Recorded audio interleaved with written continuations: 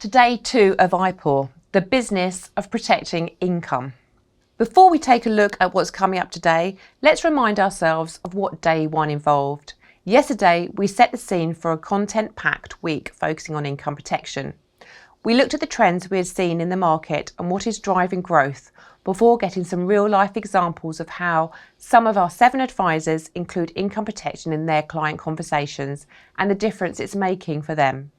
We also considered the advice process and the importance of focusing on client need and risks faced rather than just talking product.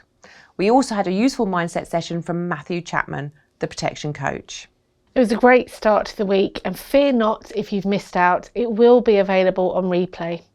Let's turn our attention now to today and the business of protecting income. Shortly, we'll have a panel discussion with 3 advisors at different stages of their business protection journey. So whether you're already established as an advisor or someone in the industry who's interested in learning more, there will be something for you in this panel. We're following this with a discussion about small group schemes. And if you think this probably won't be relevant to you, think again. This is just 10 minutes of your time that may be well spent understanding more about it and why this could be a real opportunity. And finally, we have something you won't want to miss. Objection handling with a twist and a few sequins. Stay tuned for that. But before we dive in, it's important to highlight why business protection is a topic that shouldn't just be walked past. And that starts with recognising the contribution businesses, and in this case, particularly small and medium businesses, make to the UK economy. Before we dive into our content today, we'd like to share some interesting facts which give context to this subject. According to the FSB, the Federation of Small Businesses, in 2024 there were approximately 5.5 million small businesses with under 49 employees in the UK. When we look at small and medium-sized businesses together, they employ just over 16.5 million people.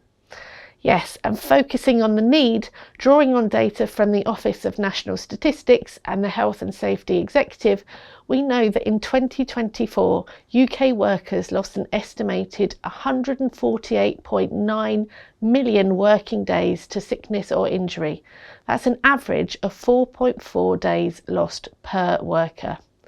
Stress, anxiety, depression and musculoskeletal disorders were major contributors, resulting in up to 21 days off per affected worker for mental health issues alone. Work by Sir Charlie Mayfield has shown that many businesses find it cheaper to replace sick staff than retain them. Reporting on this work, the Financial Times highlighted that over 300,000 people in the UK annually leave work due to health limitations.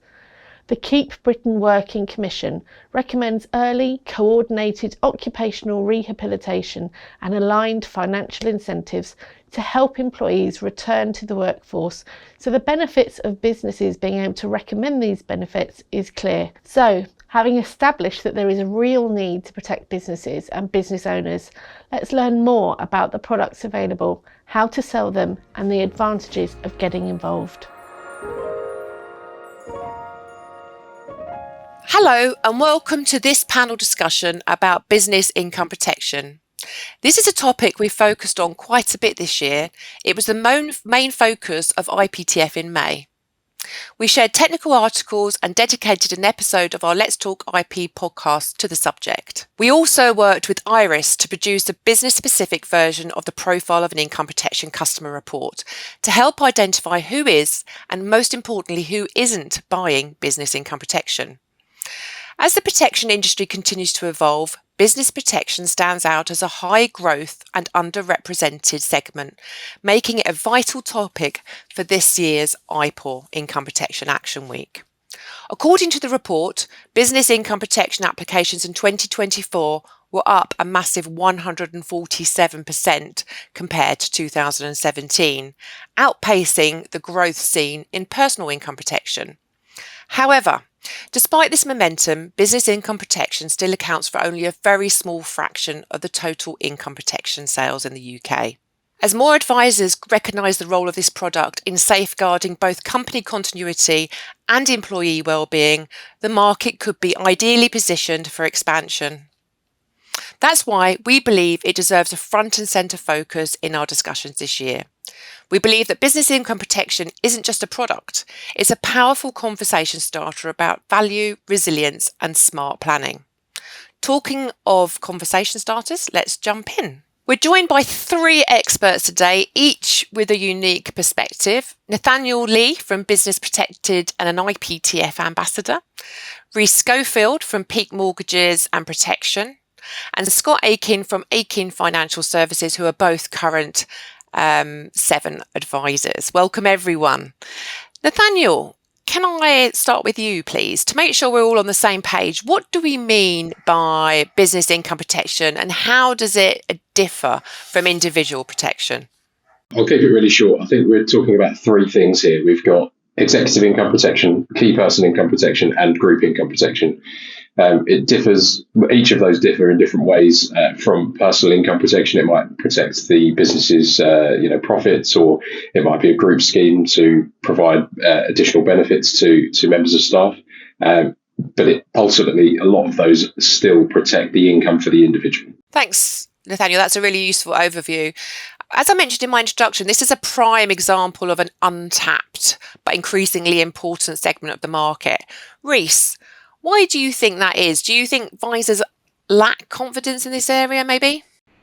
Yeah, I think so. I think sometimes advisors almost overcomplicate something in their head. At the end of the day, exec IP, as an example, is pretty much personal income protection in that it works the same way, but then people get a bit confused by the other stuff going around with it. So, the taxation, the who gets the money, all that sort of thing. But if they can, or if they do lack confidence, they can also refer to specialists and shouldn't walk past that need where you've got someone who might actually benefit from talking about, the business income protection side of things.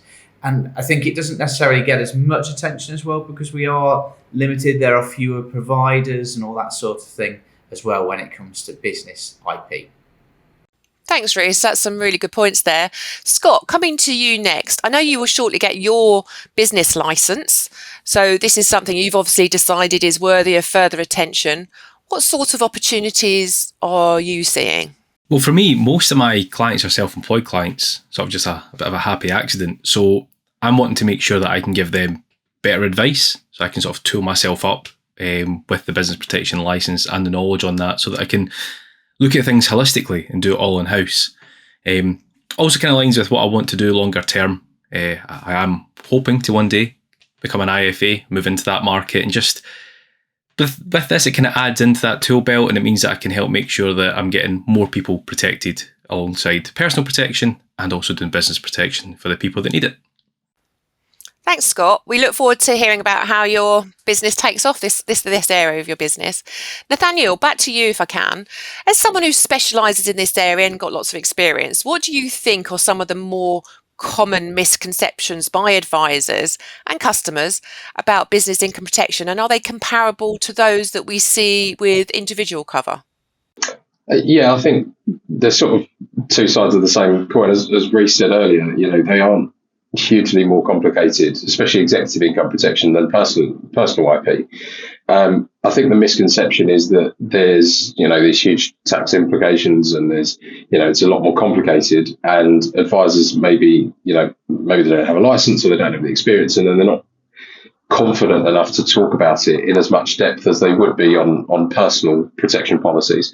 And because of that, they don't want to put themselves out there and therefore potentially make some mistakes. But executive income protection is broadly similar to personal. It's just got to be structured in the right way.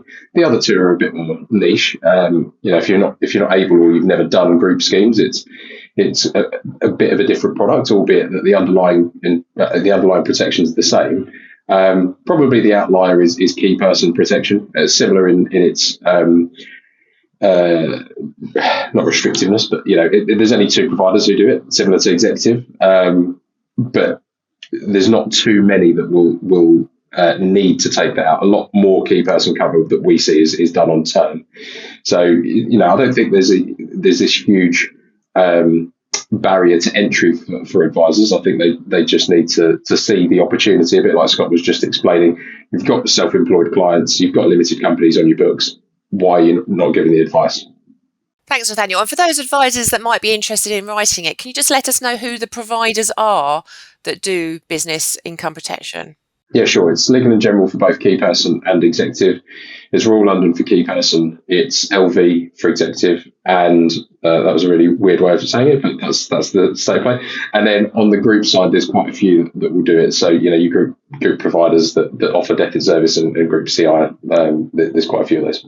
Thanks, Nathaniel. That's really useful. And Reese, just to clear up any sort of confusion maybe our audience might have, can you clarify who business income protection is suitable for, and probably more importantly, who it's not suitable for, so that we can really understand the difference? Yeah, so what we're talking about here is normally it's your decision makers in the business who are setting up something for their employees. Now, they could be an employee of their own business if they're a company director.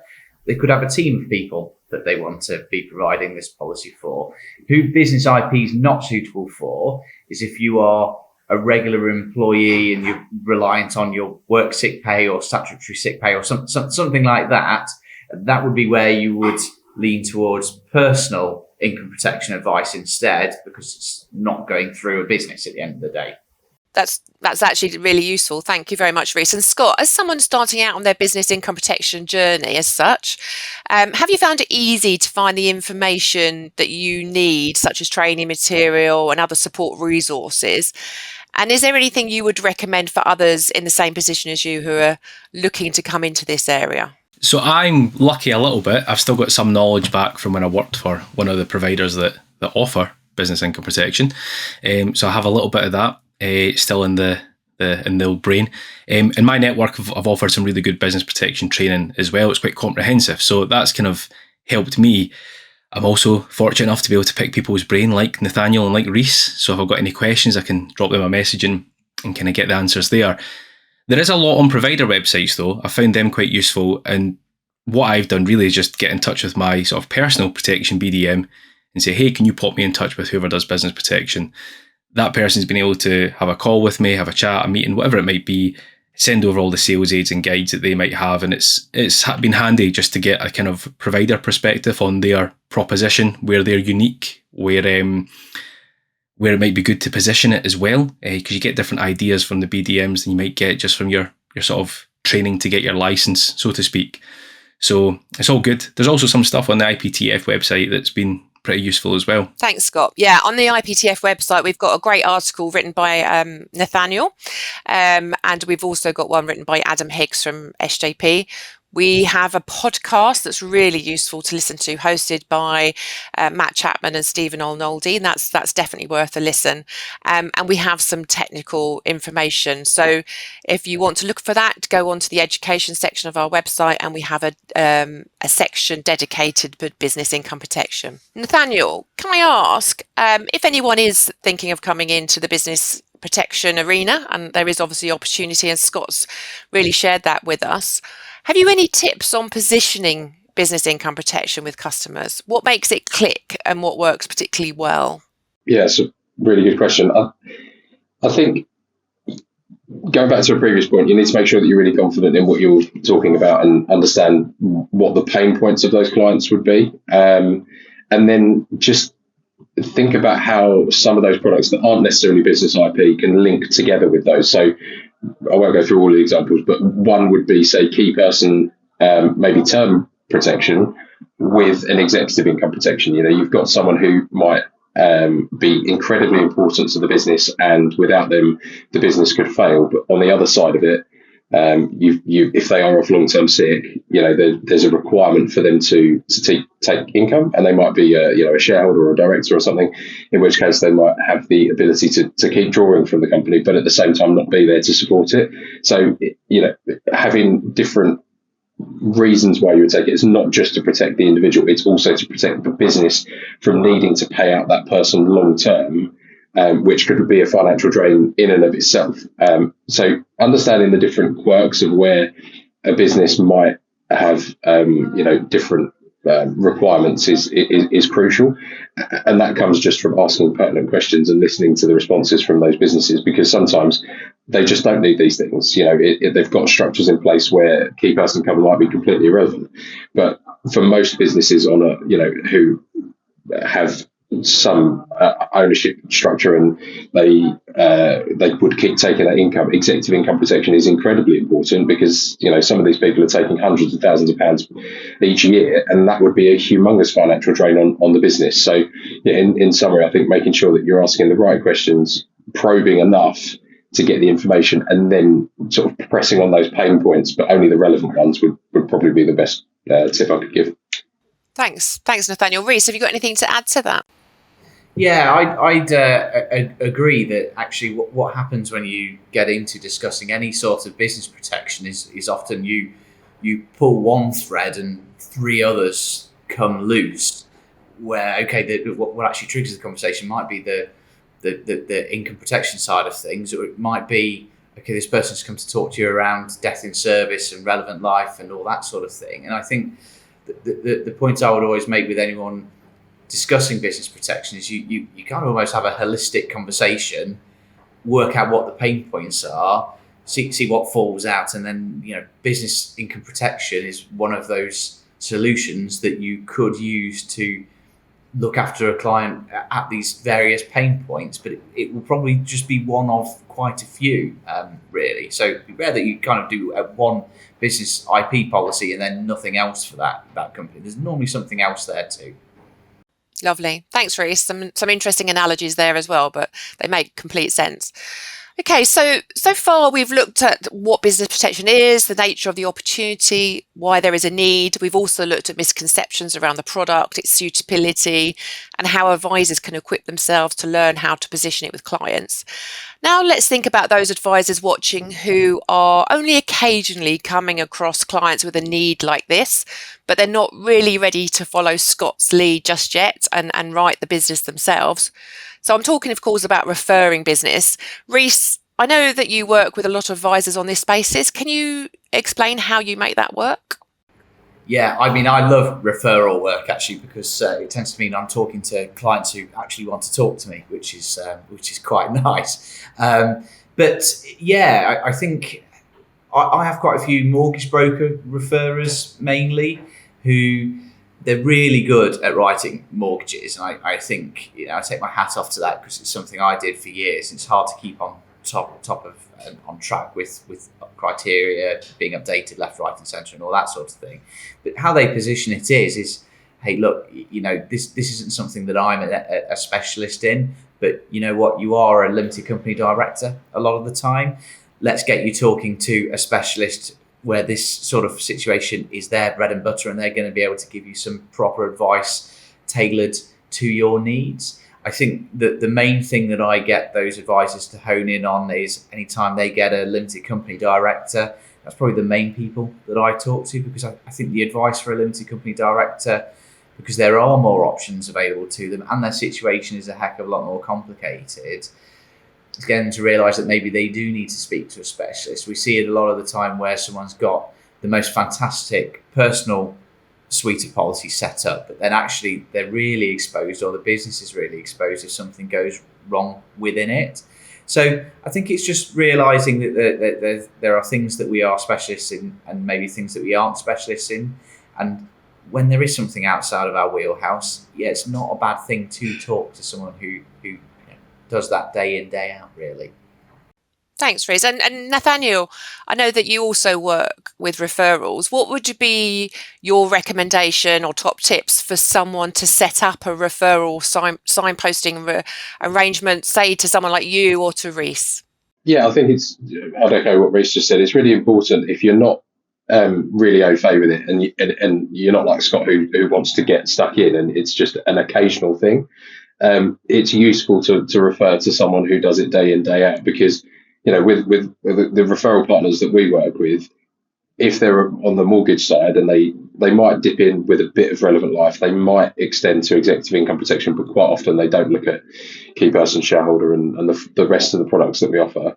And even though they're not going to get 100% of the commission, the amount that we pay them is often in excess of 100% of what they would have done anyway. Because if they're only offering one product or two products because they're so busy with the mortgages and all the other stuff that they're doing, if we're able to then advise on the entire business and do several products, that can earn them more money. And at the same time, it frees them up loads of time to do more mortgages. So it's a win-win for everyone. And I mean, yeah, we've experienced that loads of times, and once that client, that introducer gets that amount of money, they're like, oh, that works out really well for having a relatively short conversation with someone. They love referring to us in the future. And Nathaniel and Reese, I'm assuming that if anybody wants to get in touch with you, they can find you through LinkedIn? Yeah, absolutely. Yeah, not hard to find on the internet, me. Great, thank you. Okay, so as we come to the end of this session, given that this is Income Protection Action Week, the emphasis, of course, being on action, can I ask you all to recommend something useful to those with an interest in business income protection that they can do when they finish watching today? Scott, can I come to you first? Yeah, sure. I would book a call with the BDMs. Get onto your protection BDMs. If they don't do business protection, ask them to put you in touch with the person that does within there and have a chat with them. See if it's something that you can skill up on, see if it's something that you can do, obviously subject to your license, depending on network setup and things. And if not, even then be like, well, I can now identify these needs, I can refer it on. So have a look at that, get speaking to the BDMs. Lovely. Thanks, Scott. Reese? I was going to say BDM, Scott. So I've got to think of something else. I think actually if you're a member of a network, double check what training your network offers on business protection as well. Even if you don't want to go fully fledged getting licensed, as it being something that you can actually write yourself, I think it's nice to have a little bit of knowledge so you know what to look out for and the alternative ways that customers who are involved in a business might be able to be helped in future. Yeah, useful. Thanks, Reese. And Nathaniel? Yeah, going last, I was going to say both of those things as well. So I would say don't be afraid to just get stuck in. So the first thing that you should try and do is probably a bit of relevant life and a bit of executive income protection. They're not true business protection in the sense of, they're purely for the business. They're sort of that middle ground between personal and business. So start doing some of that, because that will get you used to talking about the taxation and the structure of these things and so on and so forth. That will then give you confidence to move into key person and then into group schemes and shareholder and the more complicated products that are out there. And soon, you don't need to know all of the things immediately to get started. If you start on 2 or 3 things, speak to your BDMs, speak to your networks, find out the training that they can offer, but focus on those. That will give you confidence to then talk about the other bits in there. I think that would be where I would start. Lovely. Thanks, Nathaniel. And I've got a top tip of my own, which is head over to the IPTF website, look at the education section, and in there is business income protection, where you'll find quite a lot of useful information as well to help get you started. So thank you, all of you. That's great. And some really good top tips there to help advisors get started and take some action. Thank you for your insights that you've offered. It's really, really useful, and it's great to hear it straight from the horse's mouth, so to speak. So very useful. So sticking on the theme of business income protection, let's take a look at what happened when Joe caught up with Roy McLaughlin to talk about small group schemes. I'm delighted to be joined today by Roy McLaughlin, independent industry consultant, a former chair of the IPTF, and one of the architects behind 7 Families. Roy, welcome to your first Income Protection Action Week. Hi, Joe. We're here today to talk about the importance of small group schemes and the opportunities for both advisors and customers. So first, let's set the scene with some facts about SMEs, and our first stat really puts into context why this is such an important conversation to have. According to gov.co.uk, over 99.8% of businesses are SMEs, with up to 49 employees, employing 16.6 million people. That's nearly 60% of private sector jobs, and they generate 2.8 trillion in turnover. So this is a significant sector of the economy. But we also know that following rising national insurance costs, Protection and benefits are under pressure, with 1 in 8 employers cutting employee protection. There is clearly a growing market with a real need here, so let's dive in. So, to start with, acknowledging that the advisors watching today will have varying levels of experience in this area, can you explain what a small group income protection scheme is and how they differ from individual cover or larger corporate schemes? So, in essence, what do we mean by a small group income protection scheme? Okay, so the first answer to your question, Joe, is that it might surprise people that small is actually a number of 2 people. So I think there's a misconception in the industry that it has to be 5 or 10, but actually you can go as you can go down to 2, which is really important. In the current climate of people setting up companies that might be two people at the start. There's no real differentiation between small and large. The rules are the same, which I'm sure we're going to carry on to. So I think it's more a target market that we're talking about in terms of small. So why are small business owners particularly well placed to benefit from these types of schemes? And what are the key opportunities here for advisors? Post-COVID, there's been a shift in society in terms of our attitude towards protection. And I'd like to think that indestructibility that a lot of us had has been questioned. And there's no better example of that than in a small business, because obviously if you have a fewer number of people working with you, you're more reliant on those people, okay? Because there's not another 10 people to do your job. So I think the role of income protection with a small company is arguably even more important because you have this dilemma, and the dilemma is the person who is off ill is probably someone who set the company up and you want to look after them, but you will reach a period of time where you say, to be quite frank, we need someone else to come in and do their job. And then the danger is if you don't have these sort of insurances, effectively you've got 2 payrolls to meet. Absolutely. So what are the main practical steps involved for advisors who are looking to set up a small group scheme, and what providers or products would be typically suitable here? Okay, so the first thing I'd say is, you will have to go and learn how to do this. But actually, like a lot of things in life, it's not as hard as you might think, okay? There are plenty of providers out there that will give you training, okay? And it's the old adage, you just need to go and ask them because they all have broker consultants. There are broadly 6 or 7 companies in the market who are all great, and are all household names that you will know, but you will have to go and seek them out, or potentially go and find someone that's able to do it on your behalf via using good old-fashioned signposting.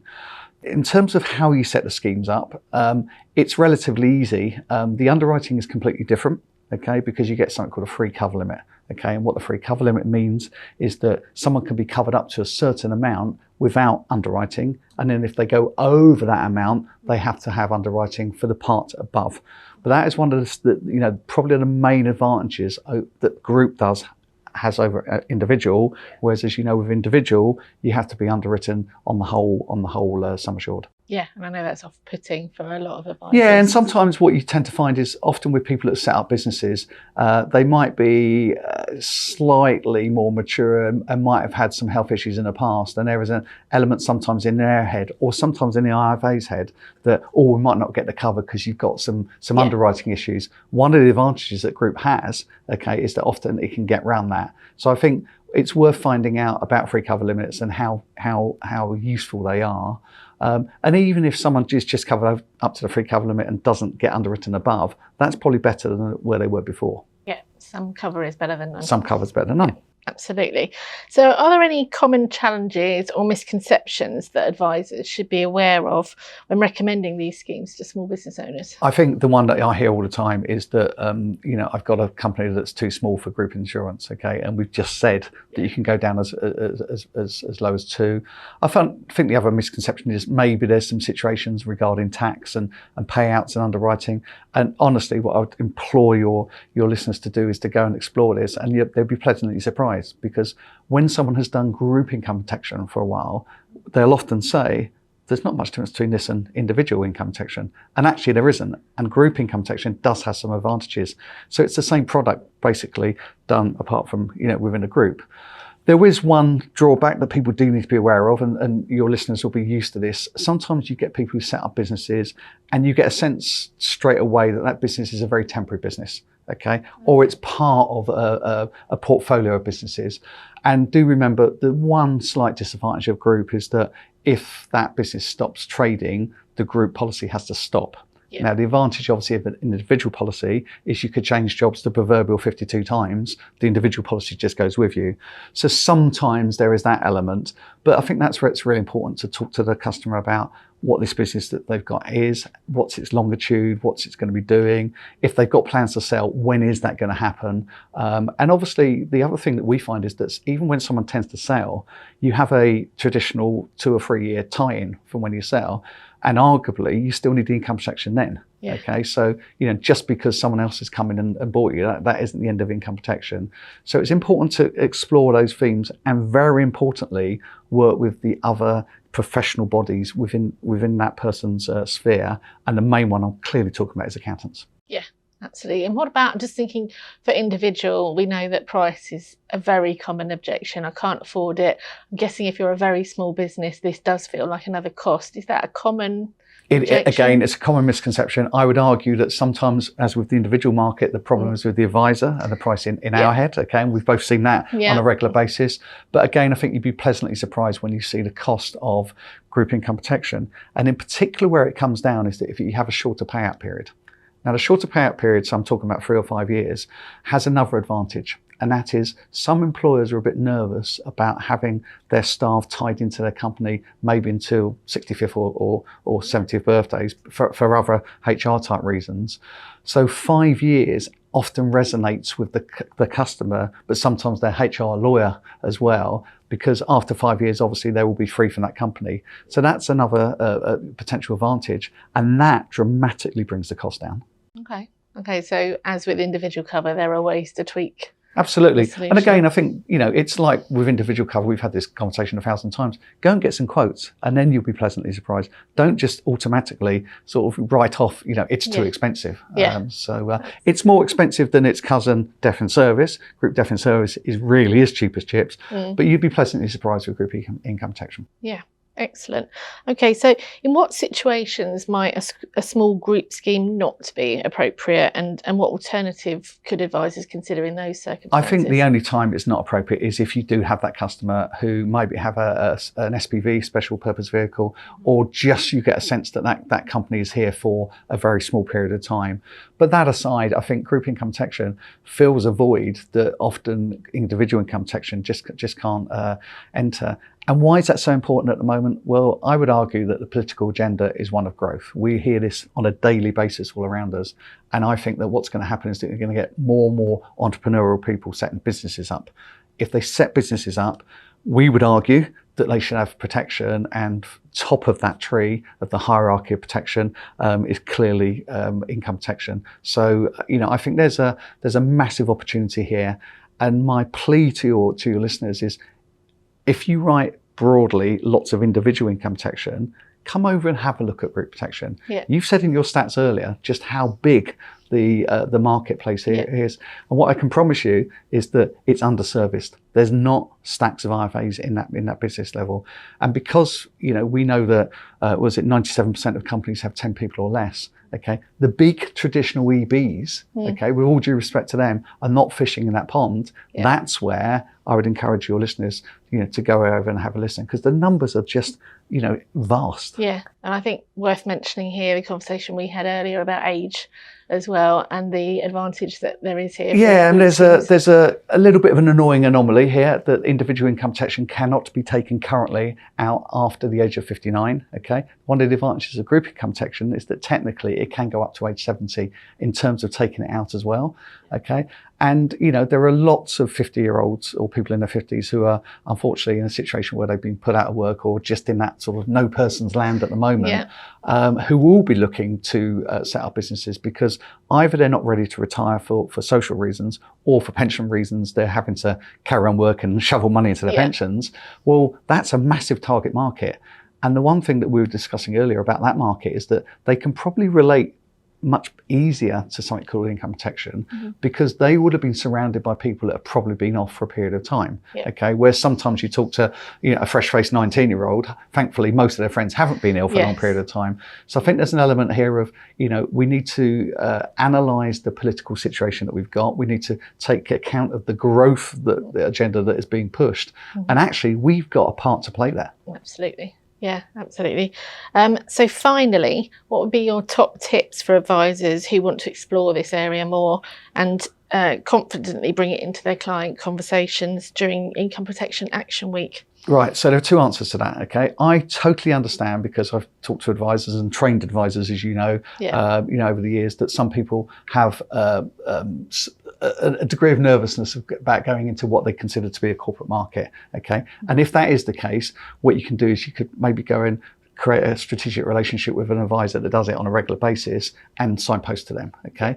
But do you know what the good news about signposting is that most of the time, after a while, you actually say, why are we signposting? Okay, why don't we do this ourselves? And we've got plenty of anecdotes of companies that have started signposting and then have actually ended up doing it themselves. Yeah. For those people that maybe are happier to dive in at the deep end, absolutely dive in, because some of the backup and help that you can get from those insurers that are in that marketplace is phenomenal. There is an exam, it's called GR1, okay, which you could potentially take.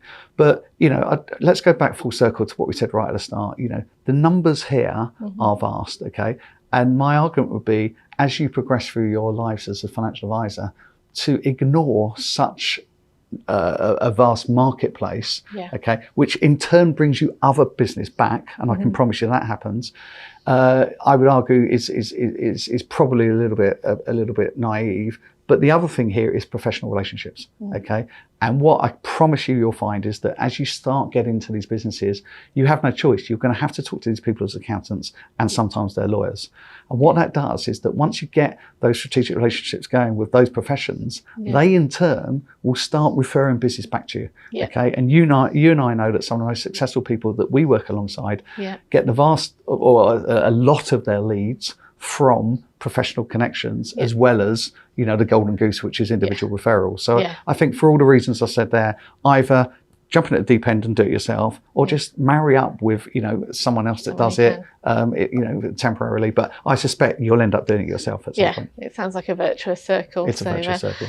No doubt it's a massive opportunity, and I hope this conversation today has encouraged people watching to at least go and find out a little bit more and decide what their next step is. What have you got to lose? Exactly.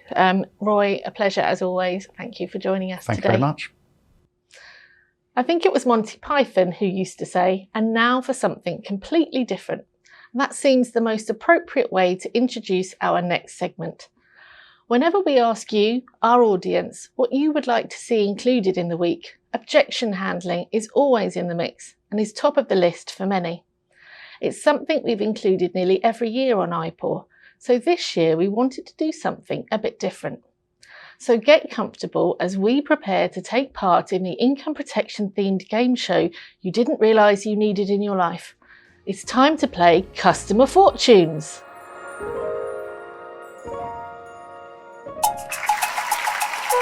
It's Income Protection Action Week, and it's time to overcome those pesky objections and find that fair value. It's Customer Fortunes with your host, Gary Walters. Welcome. It's time to overcome those objections. And here to help me in the studio today and playing for the ultimate title of Objection Obliterators, please welcome our two families, the ambassadors and the advisors.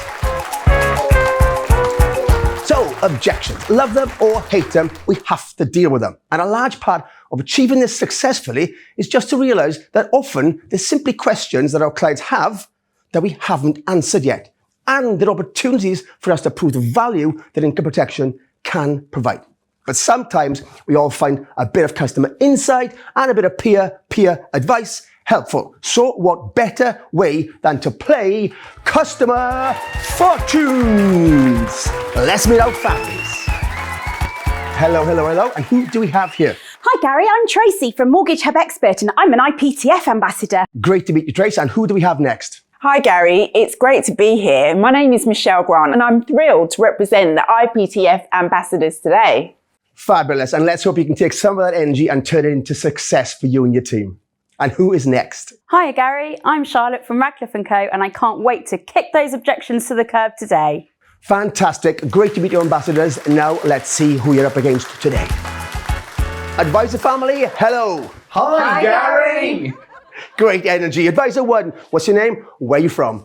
Hi Gary, I'm Reece Schofield from Peak Mortgages Protection and I'm here to handle objections and chew bubblegum, but I'm all out of bubblegum. Ooh, great introduction, Reece. Advisor 2, same question. What's your name? Where are you from? Hi Gary, I'm Gemma Sawyer from Switch Financial Services and I can't wait to overcome some objections. Loving the confidence, Gem. And Advisor 3, who are you and where are you from? Hi Gary, I'm Marta Scott from 5 Star Mortgages and I'm so excited to be here today. And we're excited to have you too, Marta. Right, we've met both teams. Let's play Customer Fortunes. Okay, Tracy and Reece, please step up to the plate. Easy, guys. Let's keep it nice and clean. You know the rules, yes? Okay, we asked hundreds of different customers what's the reason they haven't got income protection. What do they say? Tracy. I don't think I'll need it. Ah, good. The old optimism bias. Let's see if it's in our top answers. Let's take a look at the board. Yes, there it is at number 3. Now, Tracy, do you and the team want to play or pass? Now, remember, if you play, I'll be asking each member of your team to provide me with a way of overcoming this objection. I think we'll play, Gary. Great. Right, let's get cracking. Contestants, back to your teams. And it's over to the ambassadors we go.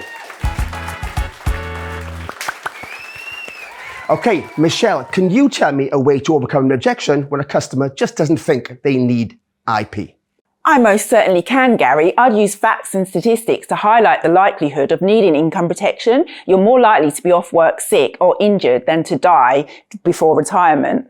Great point. Pointing that out, that you're far more likely to be off with sickness or injury than death, is a great way of highlighting the importance of income protection. Risk reality calculator is another great way. And the IPTF website has got a brilliant version just for you guys. Right, Charlotte, it's your time to shine. Can you give us another example to overcome a customer who just doesn't think they need IP? Yeah, definitely. I think here case studies could be really useful. Lots of insurers provide them, and you can always use the 7 Families content from the IPTF as well. I love that idea, Charlotte. Bringing the needs to life with real life stories is a great way of doing it, and some great resources mentioned there. Right, let's take it on with Tracy. Can you give us another example of overcoming objections with customers just don't think they need it? I think it's about highlighting that insurance provides peace of mind should the worst happen. It's the same with a house, car, mobile phone or pet insurance. You don't want to use it, but it's good to know it's there if you need it.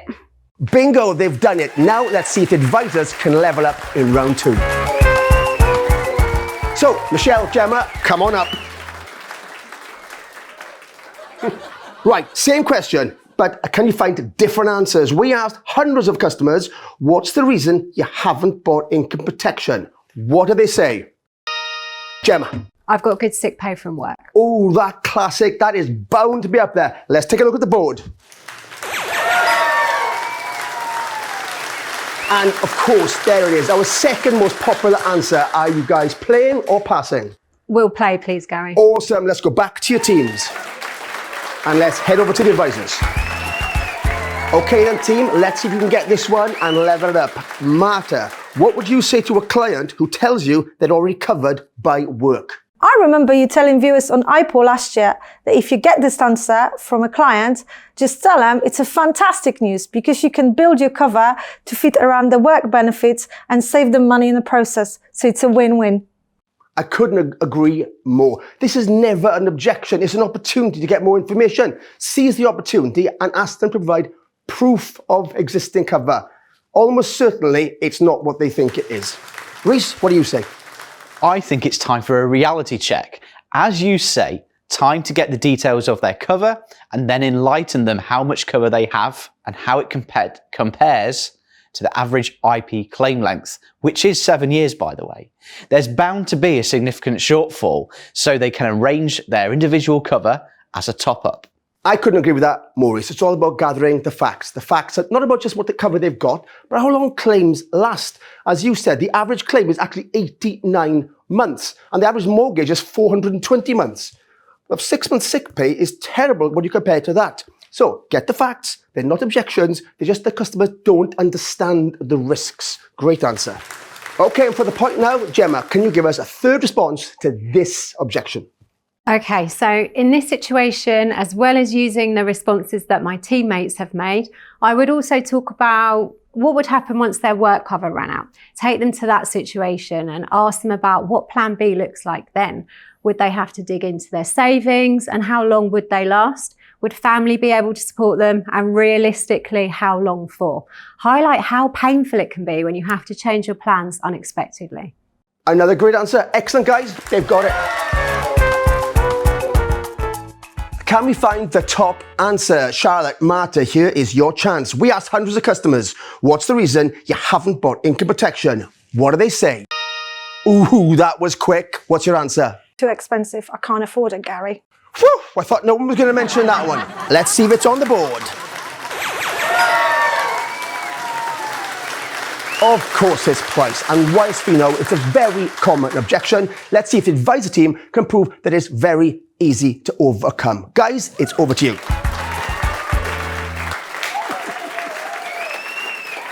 Okay, team advisor, this one's for the win. Reese, what is your comeback to this type of objection? Gary, the great thing about IP is that there are options to tailor it to suit the client's need and budget. So there's no need to worry about price. That's very true. And the important thing here is don't talk about price. It's not about price. It should be about the benefits of the product, and the price should become secondary. If you do get drawn into price, just changing things like deferred periods can bring the price down dramatically from the original cost without losing really any of the main benefits. Right, next up, Gemma. Okay, so if you must talk about price, break it down into a comparable figure, something that compares to an everyday expense so that they can see that the cost of peace of mind is really great value. Right, so it's this one for the advisors to win. Marta, no pressure. What have you got for me? Oh, let me think. I need to hurry you. If you can't guess one, ambassadors are going to get ready to steal. No, I've got this. Okay, so I think it's all about opportunity cost. It's not about what the premium is really. It's about the cost of not taking out the cover and what that might mean for other plans. Yes, that's it. You've done it. Congratulations, guys. You are today's winners.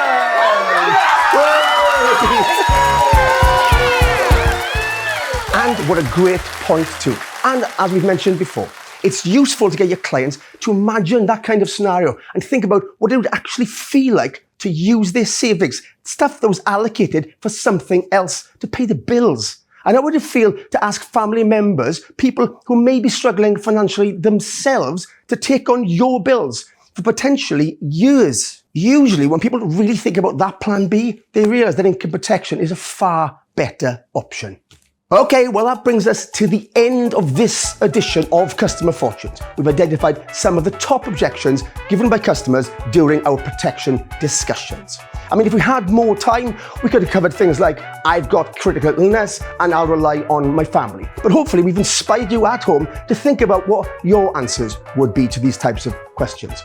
Today, our winners in the studio were the advisor team. But let's not forget, with all these top tips, the real winners are our customers, the recipients of informed and holistic advice that help them avoid foreseeable harm.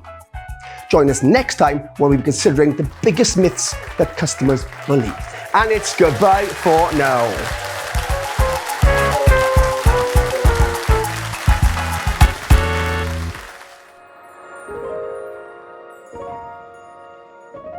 I'm not quite sure how to follow that, but we hope you enjoyed our light-hearted take on objection handling with a twist. Now, staying on the subject of objections, every day this week we're tackling the objections advisors need to overcome themselves by sharing some advice from our 7 advisors and ambassadors. As you might expect, today we're looking at the topics of business protection and customer objections. Let's see what they have to say.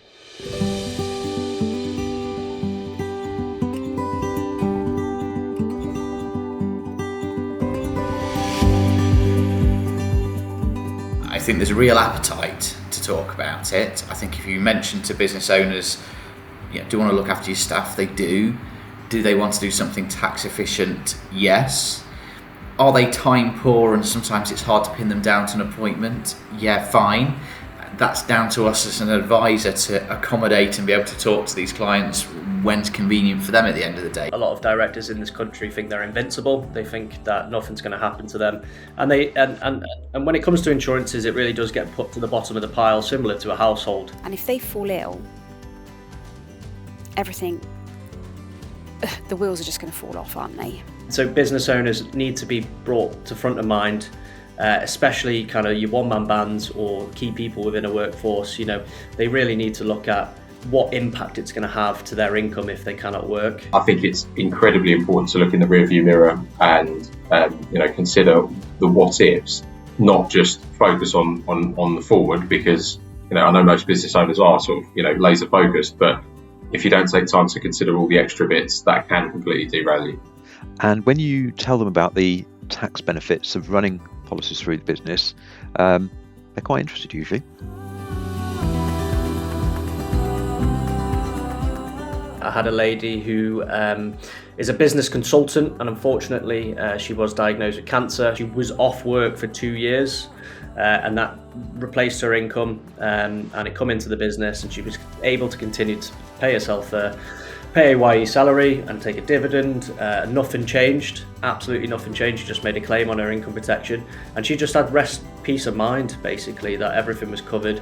Sadly, I've had a claim for death in service. We were able to help a business, send them some support that Legal & General offer as part of the death in service, which helps them and their family.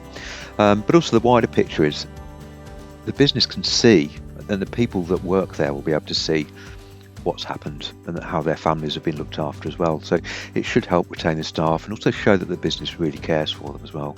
We've had people who are key people who've been diagnosed with critical illnesses that then had their business not necessarily saved, but it's not taken a huge financial turn for the worst. A scheme that I did for a creative agency, it was actually a private medical scheme that I did for these guys with Vitality, and I went in to go make sure everyone was set up on their apps and all that sort of thing. And I tell you what, the team was so enthused, and they were already on their apps working about with their points, whether they'd get their free cinema tickets and all that sort of thing. And they were really, really bought into the fact that their employer had provided, yes, some nice cover for them that would be there if they needed it, but also a load of discounts and wellbeing stuff that they would engage with day to day. One common objection I get, which I personally believe is quite strange, is that my parents will look after me or my parents will help us out. So that's usually a conversation around, would your parent actually be able or want to cover your mortgage for the next 35 years, for example, and pay for their own mortgage, and would you be happy with that? And usually people do understand that actually for the sake of a few pounds a month they would much rather be independent and not lay that on their parents. Often with business owners it is timescales, it is busy, you're constantly following up with them. So the objection is time. How do I overcome that? Is by changing my language, using case studies like my lady that we made a claim on. I guess overcoming the objection is persistence, regular check-ins. So if they've already told you I'm too busy for this, check in with me, let's say September, and then they might ghost you or something like that. I just try and check in every 3 to 6 months just to make sure that they're prevalent, and constantly touching base either by the telephone or via email, just to make sure it's always in the front of their mind and they know that the risk is always there. The strangest objection is probably going to be the one that's most common, because it's honestly ridiculous if you think about it. I don't take time off. I'm never off work. I think the way I obviously try and combat it is by using risk reality calculators, showing, because that allows me to show the percentage, the likeliness of them actually being off ill. As well as that, I think the statutory sick pay provided by the government is a good real eye-opener as well, because you say, well, if it does happen, you'll be left with this to fund your lifestyle essentially. Is that going to be enough? And then clients sort of sit back a bit and you sort of see that light bulb moment. Well, the jokey answer is one of my friends said that he was never going to die and that he was immortal, and he's a corporate solicitor, and I tried to argue with him, but he's incredibly good at arguing. So that's the sort of jokey one. But most of the time, the strangest ones are, this is never going to happen to me. And you just think, you have no idea whether this is going to happen to you. I hope it doesn't, but that's the whole point of having the cover. You hope that you pay for this thing and that you don't need it. They didn't want their policy to start because Mars was in retrograde, and it would have been bad luck if they started at that point. I didn't laugh them out the room. I asked when Mars was not going to be in retrograde anymore and booked an appointment to follow up later. Point is, some people will have a reason why they don't want to do something straight away. But if you find out when they are ready to go, just make sure you keep in touch with them and talk to them when is convenient at the end of the day. I once had a client who told me that they had had a test and that wasn't going to happen to them. So I'm not sure I overcame it properly, but I did ask, could I have that superhero test? Because if I could manage to guarantee I wasn't going to get sick or wasn't going to die, then that would be amazing. But maybe they should check what test it was they had.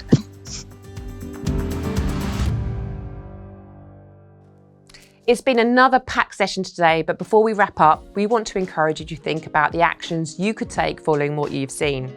You may have seen the agenda for today and thought that it wasn't as relevant to you as individual income protection, and this may well be the case.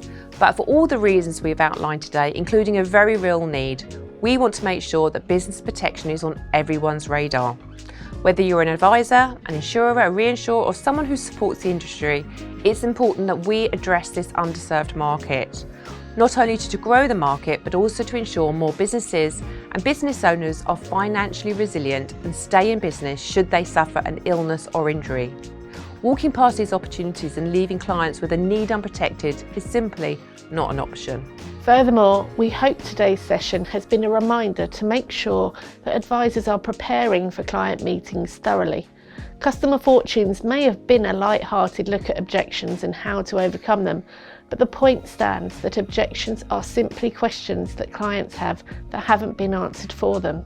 So, advisors, why not take the opportunity to look at how you position protection to make sure that you are heading off as many potential objections without your client needing to raise them in the first place.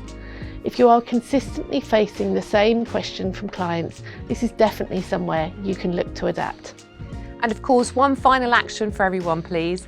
Get online and share your thoughts. Tag us using hashtag IPAW 2025 so we can see your post and share your biggest takeaway so far and perhaps a hint or tip that you have for your peers. That's it for today. We look forward to welcoming you back tomorrow for a really busy session focused on how to work smarter as an advisor, another one you won't want to miss.